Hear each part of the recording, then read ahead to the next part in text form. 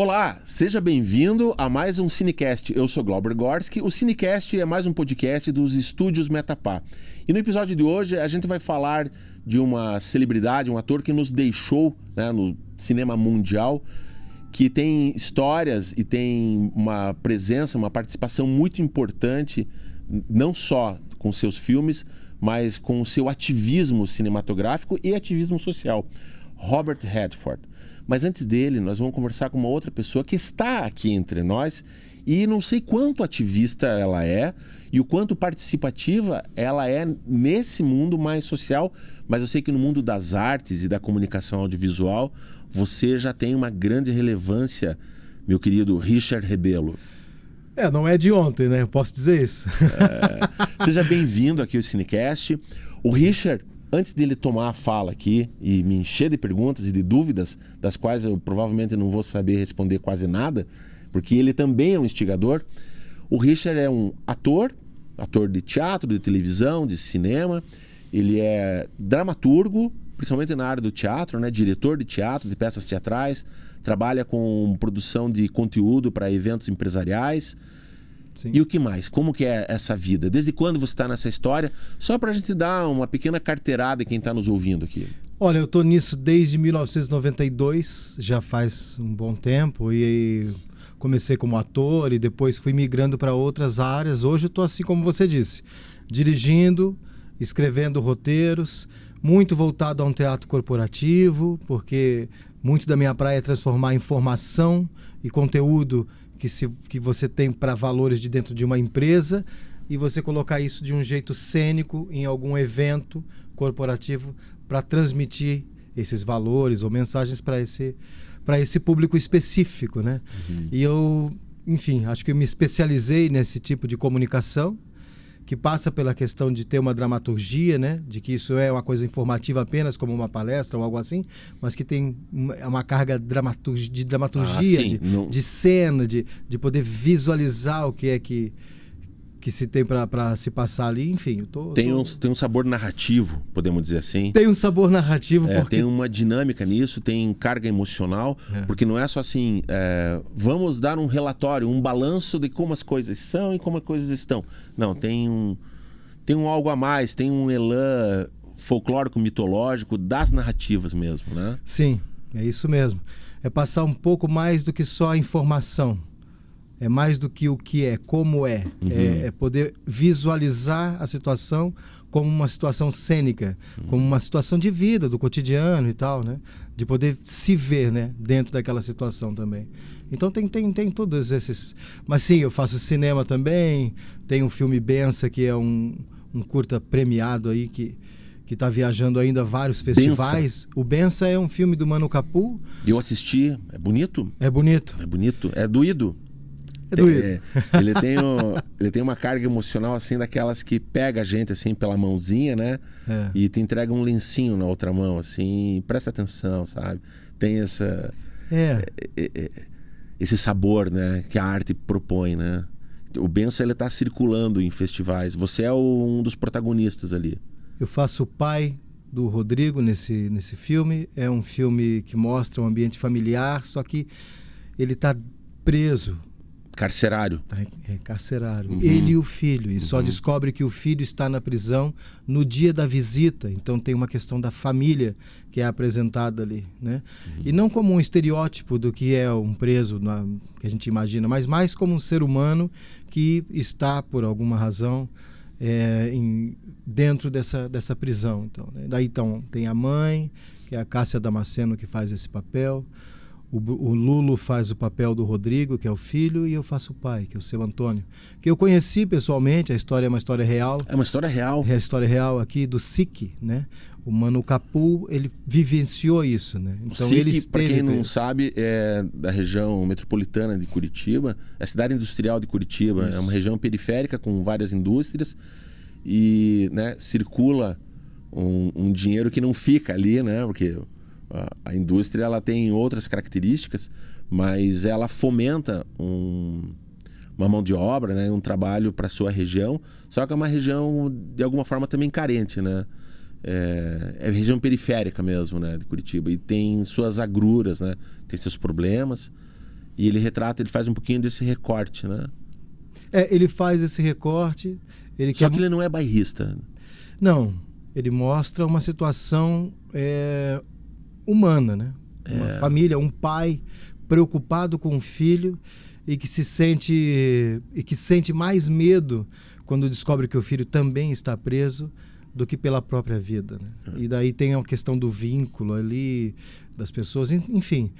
Como ele gosta de dizer, o Mano Capô, ele fez um filme da bocada para dentro, né? Que é um local que é o local de circulação dessa comunidade carcerária, né? De quem está preso e tal. E não mostrando os policiais ou um outro estereótipo qualquer que a gente possa ver em algum filme, né? A gente vê bastante em filmes esse estereótipo do cara preso e tal, o bandido e tal.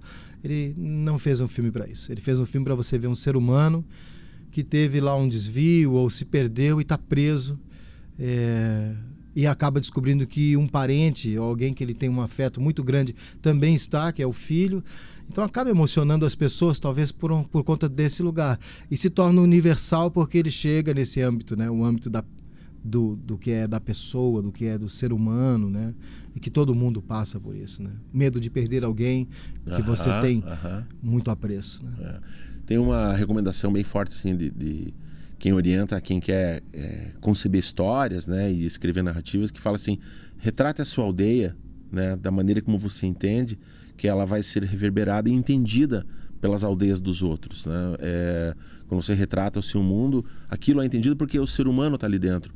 Mesmo que isso se passe numa galáxia muito, muito distante, que tenha acontecido há muito tempo, mesmo que essa aldeia seja no universo Star Wars, né? Sim. De alguma forma, esses valores estão ali, como as tragédias gregas, né? Como as mitologias antigas, elas refletem muito do que o ser humano é. A gente não vai se aprofundar nesse assunto um pouco mais antropológico, mas eu vou saindo daqui, né? Utilizando uma fala do Papa das narrativas, um dos caras que eu mais reverencio e é reverenciado o mundo afora, que é o Robert McKee, que é o maior estudioso de storytelling, né? Ele fala assim que a gente tem que sempre, enquanto criadores de narrativas, né, a gente tem duas funções, que é surpreender e emocionar, né? Então sempre roteiros originais que não sejam óbvios, né? E que tenham carga emocional, que toquem as pessoas. Falando disso, saindo, o que te interessa mais enquanto ator ou enquanto dramaturgo? Fazer as pessoas rirem ou fazer as pessoas chorarem? Qual emoção te agrada mais provocar no público? Olha, essa é uma pergunta... Pode me ofender, não tem problema. Para mim, aqui. Ela é um pouco estranha para mim, A gente não combinou nenhuma pergunta aqui, tá? Eu não quis também acuar aqui o entrevistado, a ideia não é essa. Não, mas eu fico curioso realmente com isso. Eu acho que eu não sei se eu teria um favoritismo com relação a isso, né? Tem outras emoções também, né? Você pode suscitar medo, o prazer, o medo, né? Prazer, o terror, né? Os tais gêneros, né? Sim. Uma adrenalina, né? Se você for fazer uma história, né, de aventura, mas de um modo geral, o que carrega o ser humano que é no dia a dia, é a tragédia, a comédia, né? O humor e a tristeza. O que eu acho que é fundamental dessa nossa profissão é tirar as pessoas por alguns instantes ou por 1h30 de um filme ou de uma peça ou de qualquer coisa assim, da importância tão grande que tem a vida dela, tirar um pouco ela do universo dela, para que ela crie um olhar de interesse genuíno pelo que está acontecendo ali e que ela acabe sendo atravessada por aquela peça, por aquele filme, por aquela situação. Daí, se a situação ela é engraçada ou se ela cria uma tensão de suspense ou se ela é trágica e tal, sabe?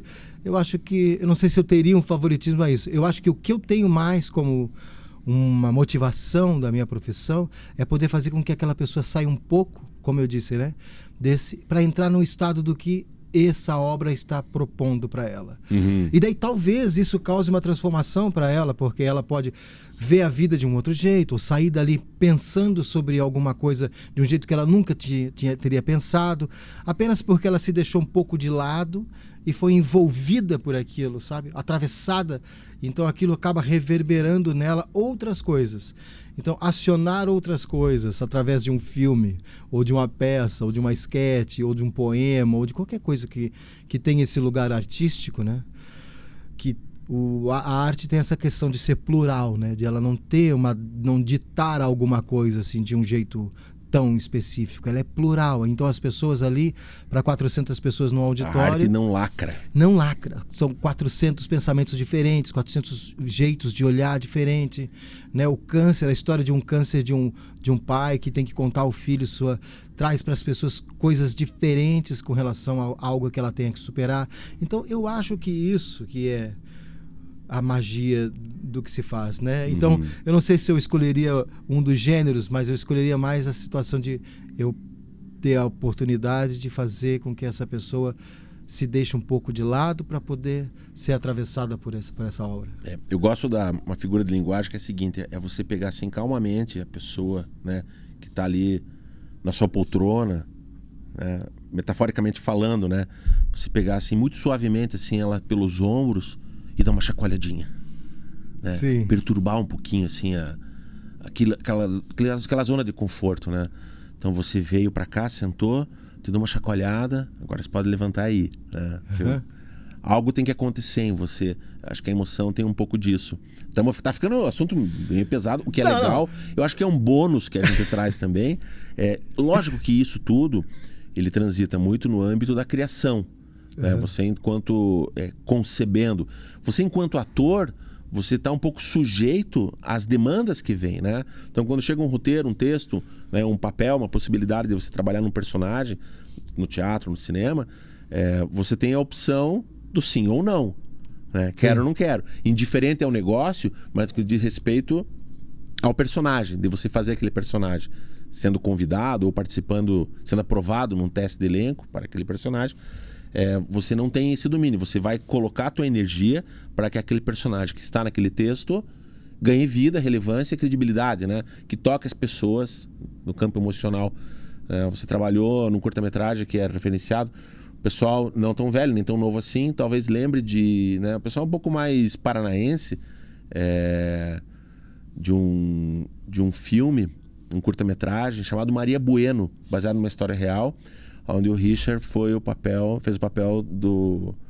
Hans Pesada Diniz. Hans Pesada Diniz, esse é o nome do personagem, Diniz. que é o cara que dá cabo da vida da santa, né? Uma Com santa uma do navalha. povo. Com uma navalha, uma história horrorosa. E você ficou um pouco marcado por um certo período na rua. As pessoas te reconheciam. Sim, porque passava na RPC, né?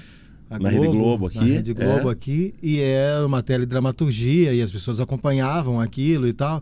E porque é a história de uma santa, né, Maria Bueno, e eu fiz o personagem que deu cabo da vida dela, então, né, transforma ela em santa, mas também é um cara que não... Era um personagem bem esquisito. E quando eu conheci o Richard, pessoalmente, conheci naquele período, e eu falei, cara, ele é esquisito igual o personagem. Eu sou esquisito. Eu queria dizer isso. Eu sou muito esquisito, viu? Ainda bem que essa mesa aqui é bem larga e nos mantém aqui numa zona de segurança boa. E aqui também, assim, ó, e gente, tem detetor de metal aqui vendo na porta do estúdio, ele não tem navalha nenhuma, tá tudo certo.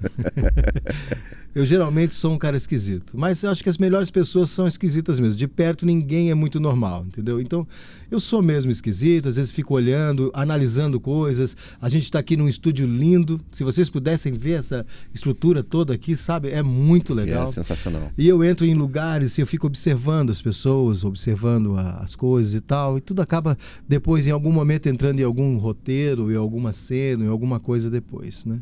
Sim. Mas o Hans Pesada me deu ali...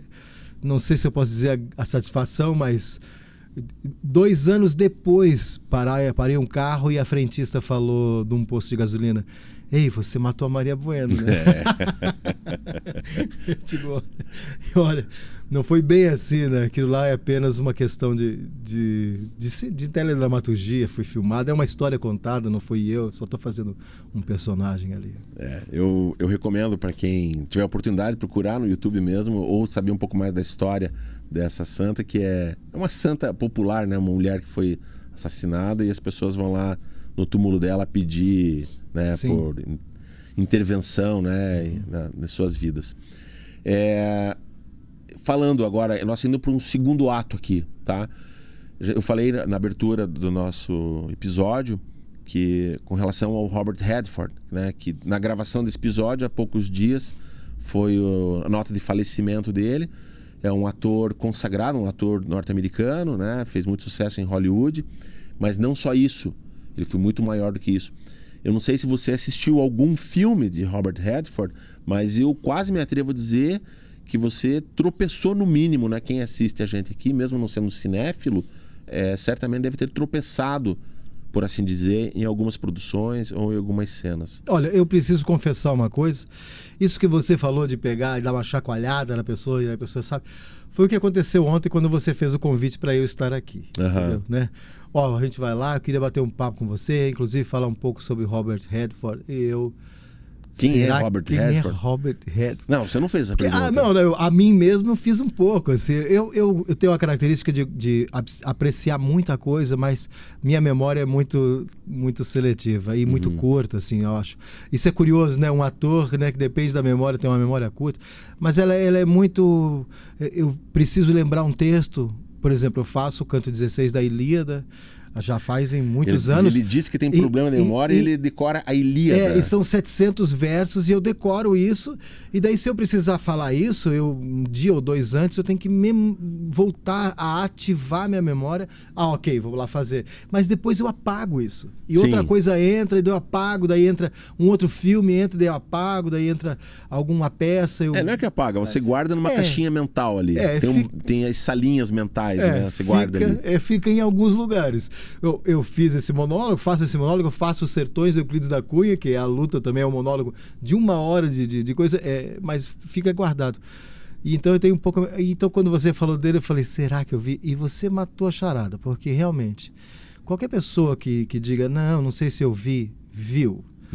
Viu porque ele fez uma trajetória extensa de muitos filmes que, sim, em algum momento você tropeçou e caiu e viu Robert Redford numa tela de cinema. Então eu vi vários. Eu vou dar só um pequeno, não é uma biografia, mas só uma ambientada, né, desse norte-americano, padrão americano, né, loiro, né, era um homem bonito, evitou a alcunha de galã, mas sabia utilizar aquilo em propósitos maiores. Ele usava aquilo como um cartão de acesso, digamos, cartão de visita, né, pela sua notoriedade e tudo mais, para transcender o puro entretenimento, né? A hora que eu falar um pouquinho da filmografia dele, a gente vai entender isso.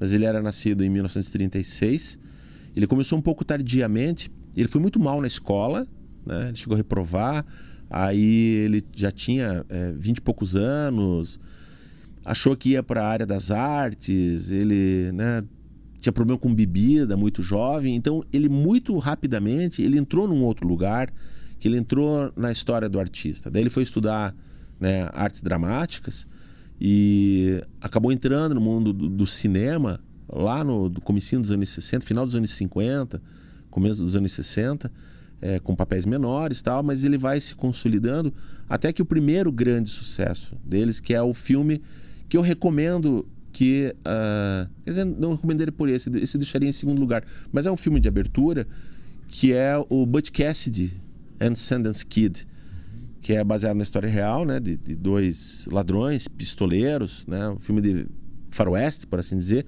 tardio.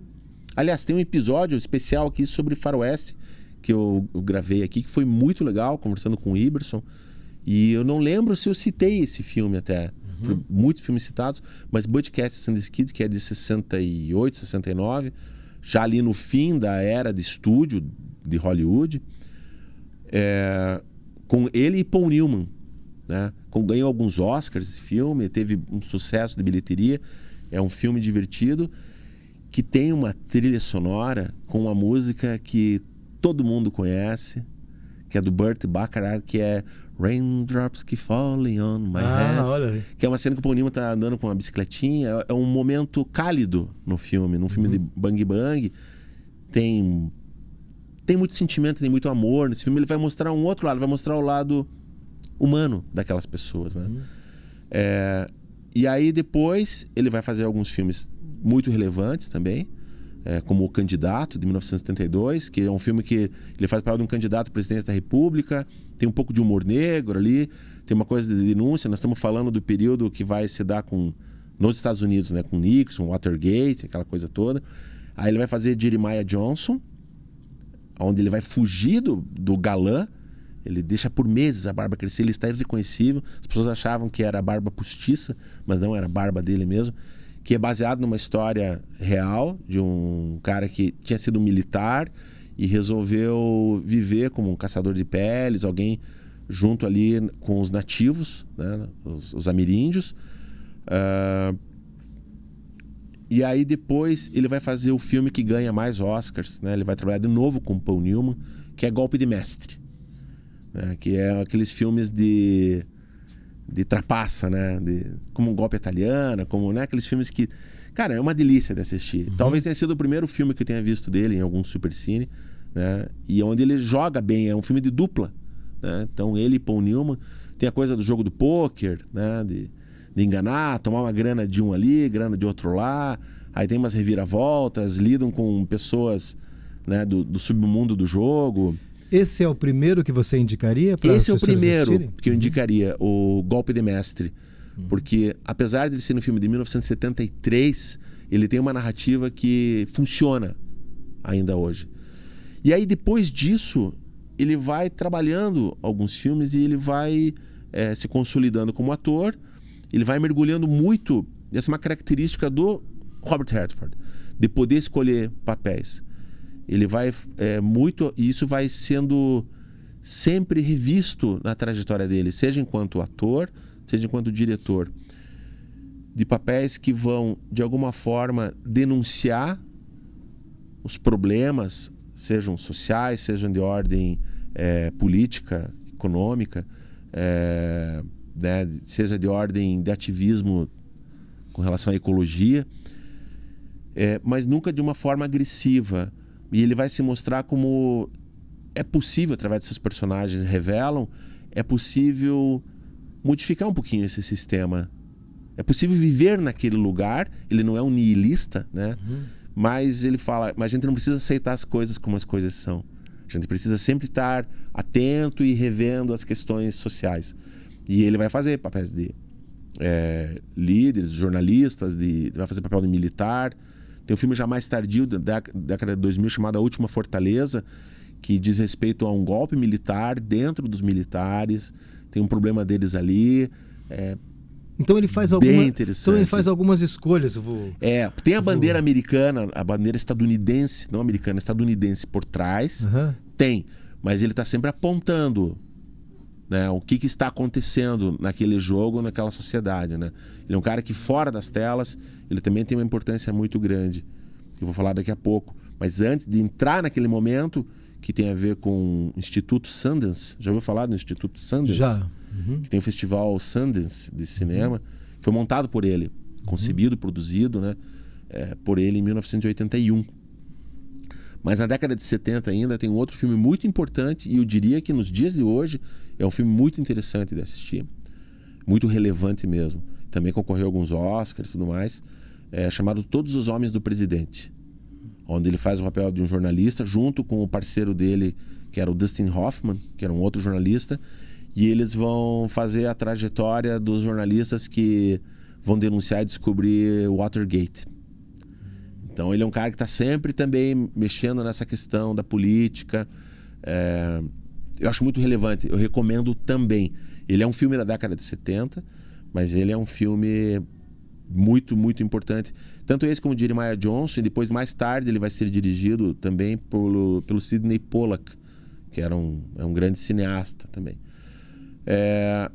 E aí a reviravolta dele, ou melhor dizendo, não é nem uma reviravolta, mas quando ele vai para um outro escalão, é quando ele deixa, ou não só ele é um ator e passa a ser um autor, quando ele vai dirigir Gente Como a Gente, em 1980, e ganha o Oscar de melhor diretor com o primeiro filme que ele está dirigindo. E ali ele se consolida realmente como uma pessoa relevante na indústria cinematográfica. Ele vai sempre emprestar, digamos assim, o seu ofício de ator nas décadas seguintes, mas sempre junto, trabalhando essa coisa do cinema enquanto arte, enquanto forma de expressão social. Ele era declaradamente um homem de esquerda, preocupado com o planeta, preocupado com o ativismo, apoiava políticos que tinham projetos mais socialistas, né, no sentido social mesmo, declaradamente, né? Então era um homem engajado com a sua sociedade, né, com o seu tempo, e sabia do impacto que isso tinha sobre outras pessoas. O Festival de Sundance, que é o Instituto Sundance, que é onde ele promove, não lembro agora o endereço, depois a gente coloca ali, mas acho que é em Utah, se não me engano, ou em Nebraska, não vou lembrar agora qual que é o lugar nos Estados Unidos, mas esse instituto ele vai estudar o cinema com oficinas, com projetos, vai apoiar os realizadores independentes. E eu te pergunto, o que é um realizador independente? O que é uma produção de cinema independente diferente da produção de cinema dos grandes estúdios? O que você entende por isso? Que não tem uma questão... A palavra comercial não aparece aí, né? De mercado ou comercial. Em que sentido? No sentido de que ele vai fazer algo que diz respeito a um pensamento próprio dele, um desejo próprio desse artista, uma vontade dele. Nem que isso dê prejuízo? Mesmo que isso dê prejuízo, né? Ou ele nem não está com isso na ordem da importância, né? Ele quer realizar. Tem a vontade de realizar, de fazer. Tá, eu vou fazer uma nota de rodapé aqui, que eu acho bem interessante isso, que é onde a gente fala de um cinema de entretenimento, né? Esse é um podcast de cinecast, né? A gente gosta de falar de Oscar, a gente gosta de falar de cinema pipoca, mas a gente também não deixa de olhar o que o cinema tem a potência de ser. O cinema, né, ele precisa de dinheiro para acontecer, mas ele não se propõe a ter prejuízo. E ele tem que se pagar. Normalmente ele se paga através de bilheteria, mas ele, para acontecer, para a bilheteria lá na frente pagar o custo do filme, ele tem que ser bancado, tem que ter dinheiro adiantado. Aí tem os investidores. Normalmente os investidores são grandes banqueiros, né? Os estúdios, os investidores pessoais mesmo. Hollywood é isso, é indústria cinematográfica, né? Só que enquanto indústria, não é assim, esse filme ele precisa se pagar. Esse filme ele precisa dar lucro. Sim. Não é só se pagar, né? Ele tem que dar lucro. E ele tem que dar muito lucro de preferência. E para ele dar muito lucro de preferência, bom, temos que ver então como é que esse filme precisa ser feito para que ele dê lucro, nem que para isso a gente precise abrir mão de algumas coisas. Aí você está entrando num lugar que é da venda do filme. Tanto que esse filme precisa ser vendável, ele precisa ter isso, né? E alguns filmes que no primeiro, né, na sua gênese ali, no seu escopo inicial, se ele não é previsto para ter lucro, então ele que seja previsto para ter prêmios. Porque prêmios ajudam o filme a dar lucro também. Porque dá chancela. Sim, com certifica certeza. ele, né? Então quanto mais o Bença que você trabalhou, quanto mais festival ele participar e mais prêmio ele ganhar, mais relevância ele vai ter comercial, mais portas comerciais ele vai abrir. Então o dinheiro está sempre junto ali, porque cinema custa como qualquer coisa custa, né? Só que cinema custa muito para ser muito bem feito. E o Instituto Sundance, ele vai olhar isso com um outro pensamento. Que quando você tem que fazer alguma coisa que precisa dar dinheiro, você abre mão, você não se arrisca. Você não quer se arriscar. Você vai pro lugar mais fácil. Sim. E essa pode ser uma armadilha, porque você vai perder sua originalidade, né? Você corre riscos de só ser mais um na ordem do dia, daqui a pouco tem outro. Você é só um funcionário do mês, né? O Robert Redford, ele foi entrevistado, essa entrevista é de uns mais de 20 anos atrás, quando falava sobre sobre Sundance, né? E uma das coisas que ele admirava no Brasil, e ele conhece bem o Brasil, porque em 1987, 88, ele dirigiu e estrelou um filme chamado Rebelião e Milagro, onde ele tinha um par romântico no filme, que é a Sônia Braga, a brasileira Sônia Braga. E é o primeiro filme que ela faz, ela vai aprender inglês e tudo mais. Ela até fez uma declaração agora, com a morte dele, ela conta algumas coisas da vida deles. E eles durante 3 anos tiveram um relacionamento. Eles foram um par durante 3 anos. Eles conviveram, foram um par romântico, tiveram um romance entre eles. E aí ele conhece um tanto quanto assim do Brasil. Estamos falando da década de 80, estamos falando do cinema brasileiro que tinha Embrafilme, depois aquilo tudo vai acabar com a Era Collor, aí vai ter a retomada do cinema ali, final dos anos 90. E ele falava assim, o Brasil tem uma coisa muito boa para o cinema e para a arte, que são as leis de incentivo. Por quê? Porque quando você tem um edital, uma lei Rouanet, uma lei audiovisual, você tem isso aqui, você tem um aporte financeiro inicial que garante a produção do filme, que é diferente do sistema de filme comercial. O filme comercial precisa se pagar, ele precisa dar lucro. Então você não pode se arriscar tanto. O cinema que tem um aporte financeiro é uma grande oportunidade de você ser original. Sim. De você se arriscar. Já está pago. Então vamos tentar fazer aquilo com uma outra cor, com outro tom. Vamos estudar. O Instituto Sannes, ele contemplava isso. Ele é um lugar, é um espaço para realmente você estudar a linguagem cinematográfica, né? Entender a narrativa, sem precisar da garantia do retorno financeiro. Não que não dê, pode dar. Mesmo um filme brasileiro com lei de incentivo, ele pode dar muito lucro, sim. Por que não? Mas ele não, como ele tem a chancela da grana antecipada, isso permite para o realizador, para os autores, para quem está envolvido na concepção artística, fazer uma obra diferenciada. E quem sabe, porque assim, a obra audiovisual ela não está pronta ainda. A ciência humana, a ciência das artes, seja a arte que for, seja pintura, música, ela não está pronta, ela não está definitiva. Não encerramos essa etapa na história da humanidade. Então ela está sempre em estudo, sempre em desenvolvimento. Porque senão vai acontecer o que acontece hoje. Se você abrir a programação, você que está nos ouvindo, de cinema da sua cidade, veja o que não é adaptação de livro, adaptação de peça, refilmagem e continuação de filme. Né? Então isso é muito rico, a gente poder ter essa oportunidade. E o Robert Redford tinha essa chancela, tinha esse olhar. Que filme que você assistiu dele que você lembre? Cara, desses que você falou, Golpe de Mestre e outros que você disse aí, eu também já assisti dele. Eu ouvindo você, assim, eu acho interessante que a maioria dos grandes artistas ou dos artistas que têm numa trajetória de vida algum incômodo, alguma coisa que deixa ele um pouco desconfortável e tal, e que acaba passando por essas situações mais difíceis de bebida e tal, sabe? Eles vão querer resolver isso de alguma maneira, sabe?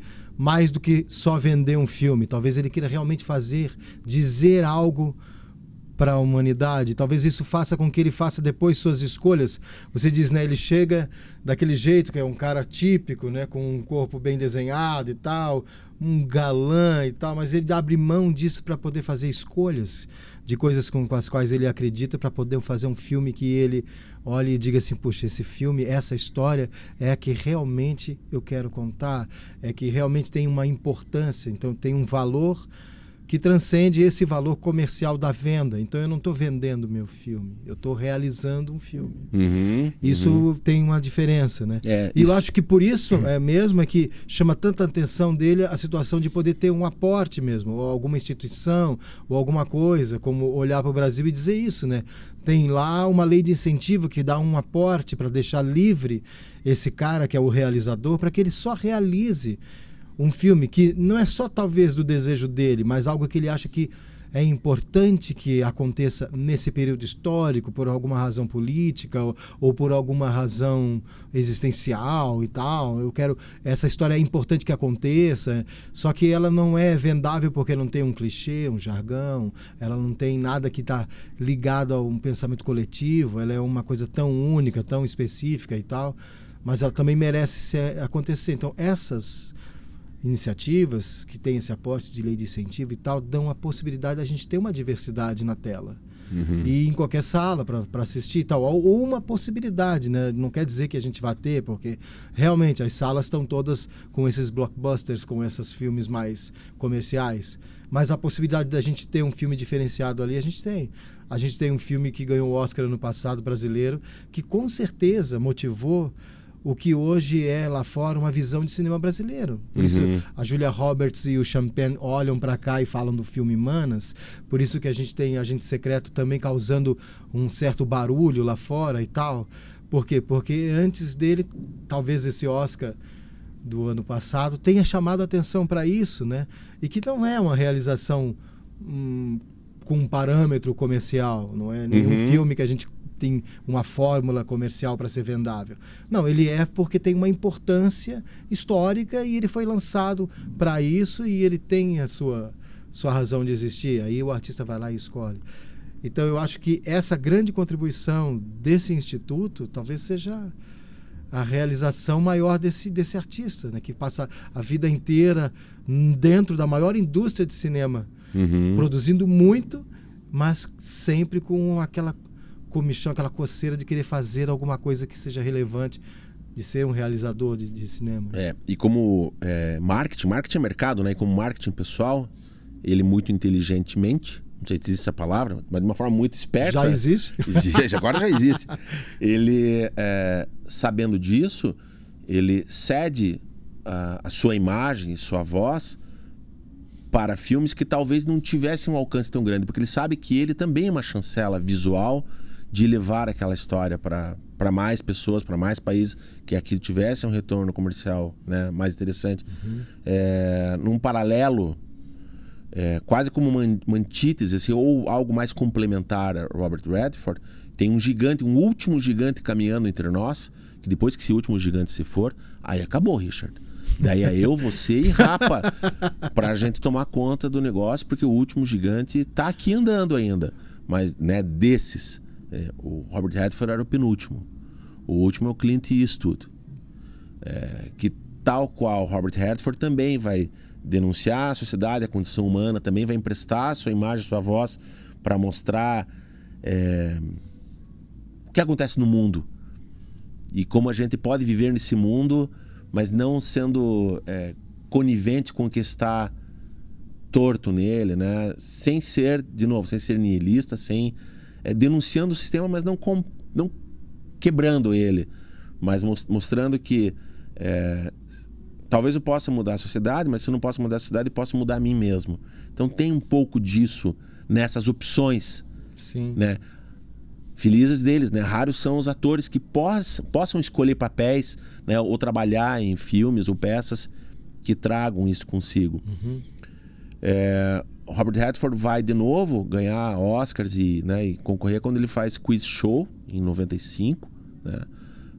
A filmografia dele é bem extensa, ele trabalhou em mais de 40 filmes, né? Dirigiu alguns menos filmes, né? Nada é para Sempre, que é um filme lindíssimo também, onde Brad Pitt faz um papel que Brad Pitt tem uma semelhança, um biotipo semelhante ao dele também, e está envelhecendo tal qual Robert Redford envelheceu, com dignidade, né? Nada contra quem faz plásticas e procedimentos para, né? Como nós que... exatamente, né? Para cuidar da minha cutis.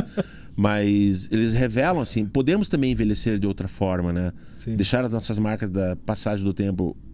Robert Redford parecia um couro velho, né? A imagem dele, mas elegante, né? Em pé, aprumado, alinhado, né? Até os últimos momentos, como Clint Eastwood também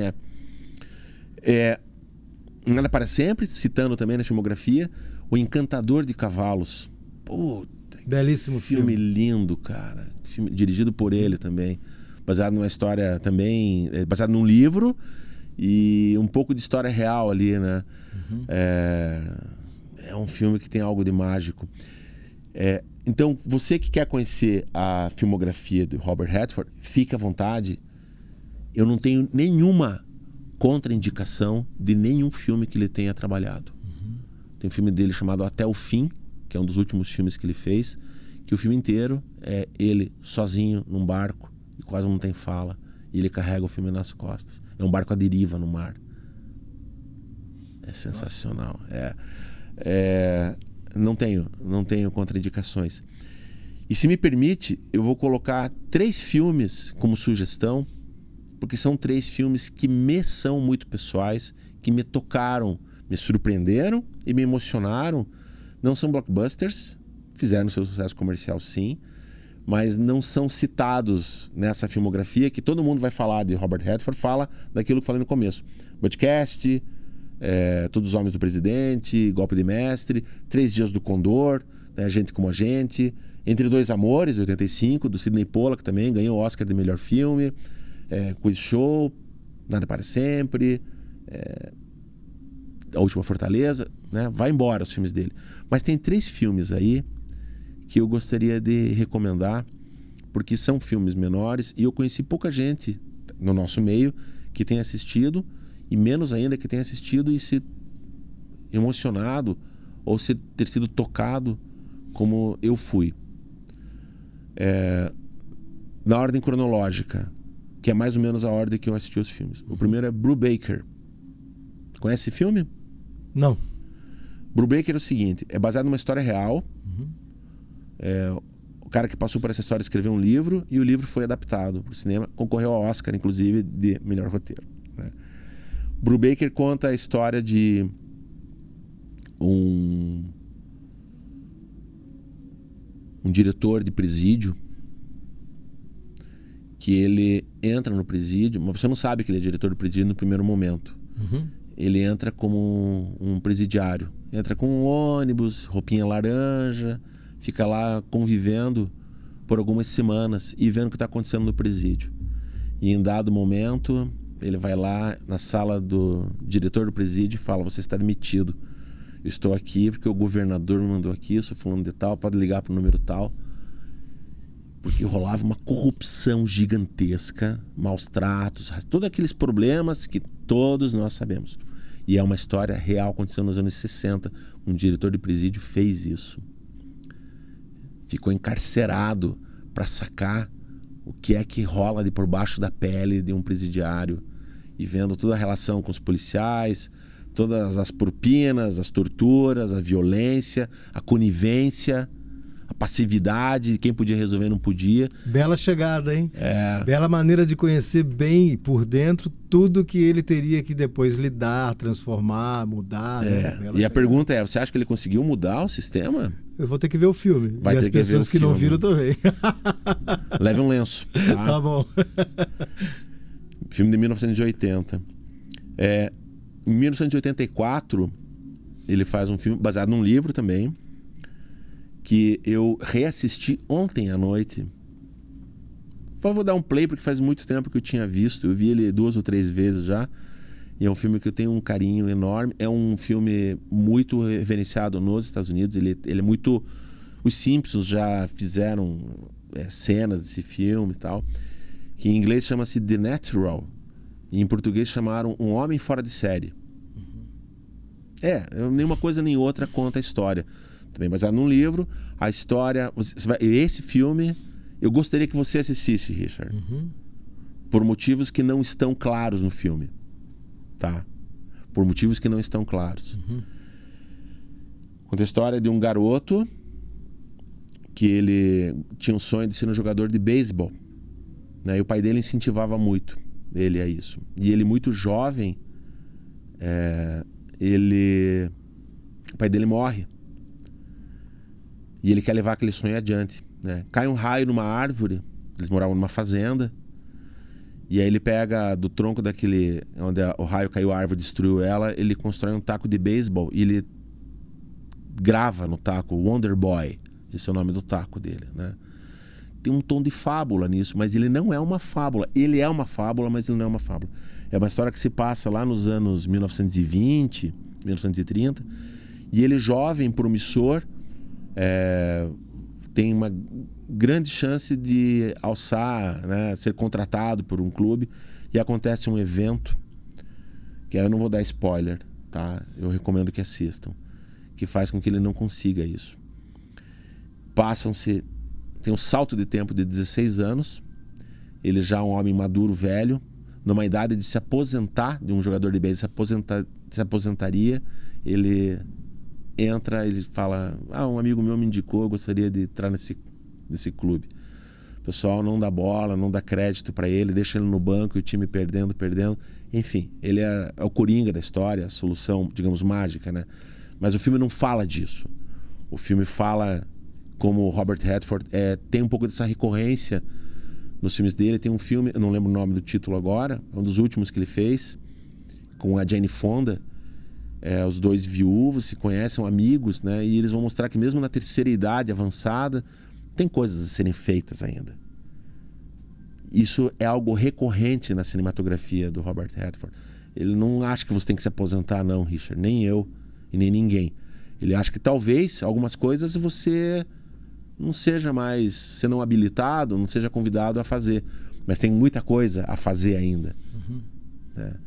E é um filme que fala sobre uma segunda chance, fala sobre amadurecimento, fala sobre um sistema de que não aceita a novidade, né? Então, O Homem Fora de Série, eu recomendo. Dirigido pelo Barry Levinson. Trilha sonora maravilhosa do Randy Newman, que tem aquele saborzinho de trilha sonora de Toy Story, né? É o mesmo compositor. Tem muito sabor de carros, né? O Randy Newman é um colaborador de muitas animações da Pixar. E, cara, é um filme quase poético. É um filme denso, 1984. E é um filme pop também. Ele amarra tudo de bom.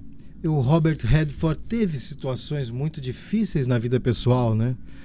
Inclusive, se não me engano, ele perdeu uma bolsa de faculdade jogando beisebol. Ele tentou ela, mas não conseguiu, né? Isso na história, né, antes deles. Ele teve problemas, ele queria ir para a parte dele. Ele era um bom atleta, né? E isso tinha um pouco, né,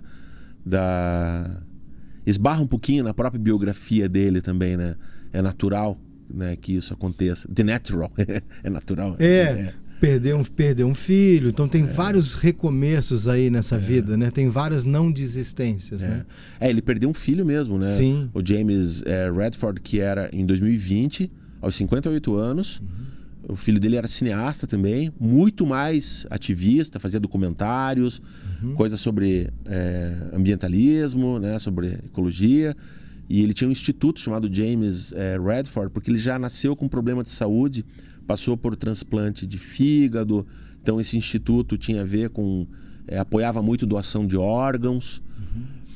E faleceu de câncer de fígado, né, muito jovem. Então, além de Robert Redford, enterrou um filho, né? Dor maior, acho que não há. Então acho que dá para compreender bem pela essa experiência de vida, essa vontade de dizer que é preciso continuar, Isso. Esse lugar assim, né? Que não há um momento em que você vai aposentar, não. Sempre há o que se fazer, continue fazendo. E por fim, um último filme assim para indicar. Esse é para comer pipoquinha assistindo, é para se divertir e ao mesmo tempo ele é importante. Isso é incrível, ele é importante. Ele é atual, mais atual do que nunca. É um filme chamado Quebra de Sigilo, de 1993, 92, 93.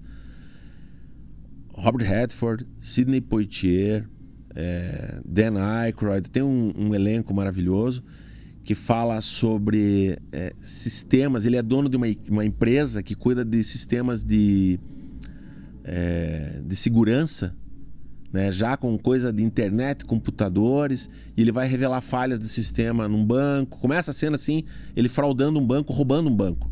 Daí ele vai lá com um saco de dinheiro até o diretor do banco e fala: tá aí, por isso que você me contratou. Eu te mostrei aonde que tá a falha do teu sistema, né?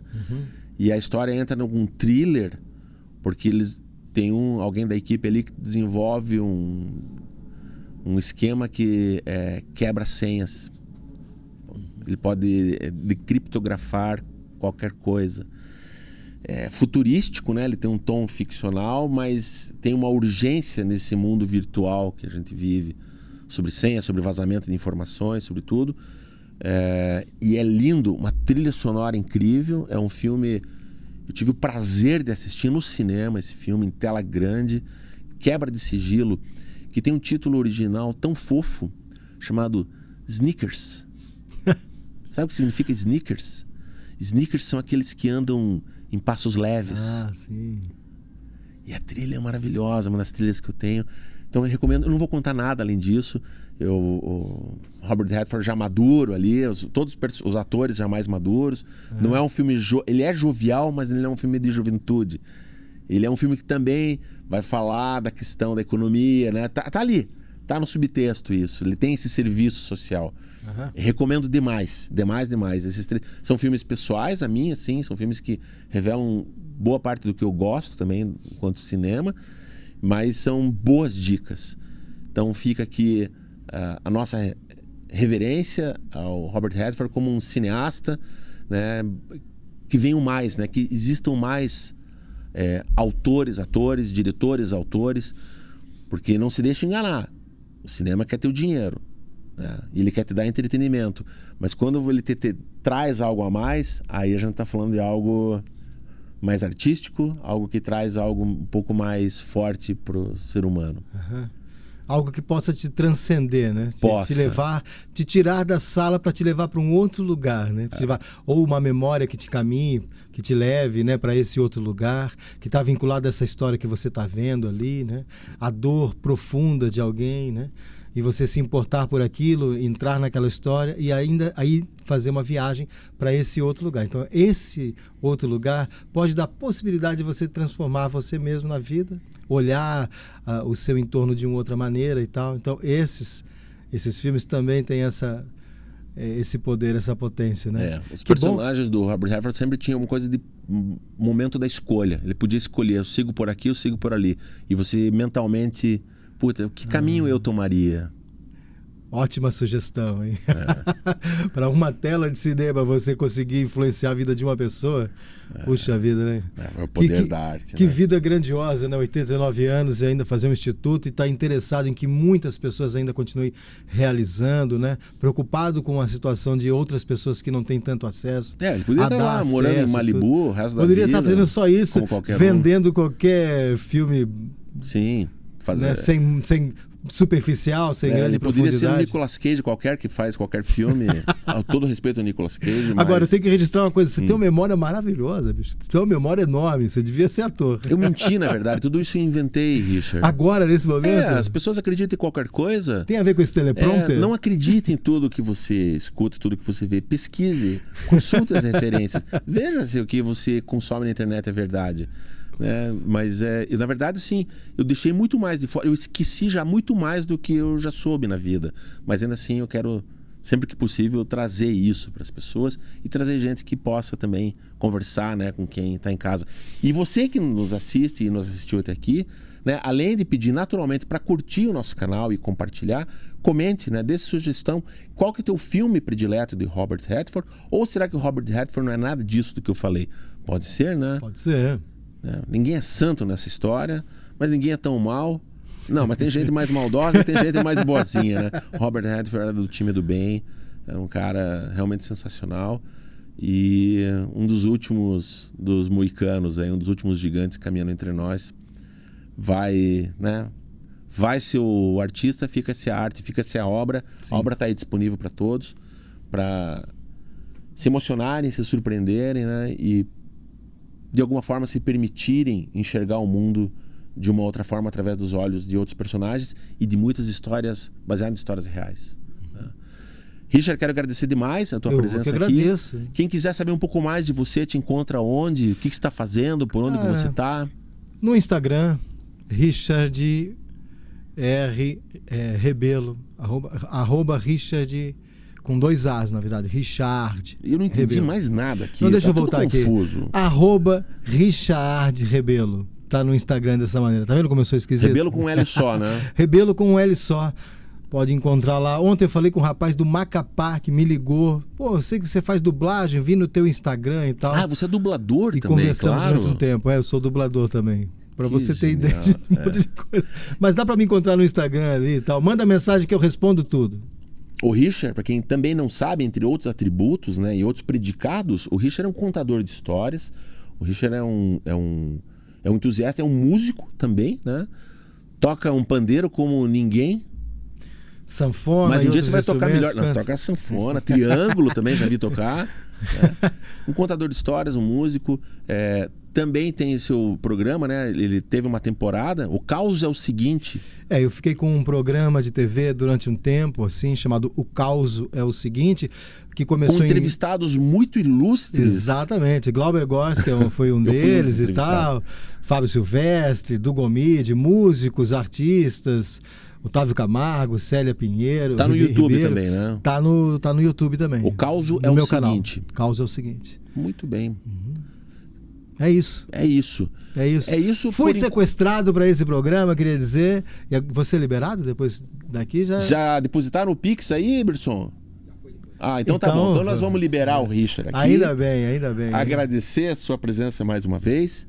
E nos vemos num próximo episódio. Tchau, tchau. Faz tchau, tchau também, que é bonitinho isso, vai. Até lá. É tipo um filme antigo, tem o The End, né? Saudades disso. Era legal. Era legal, né?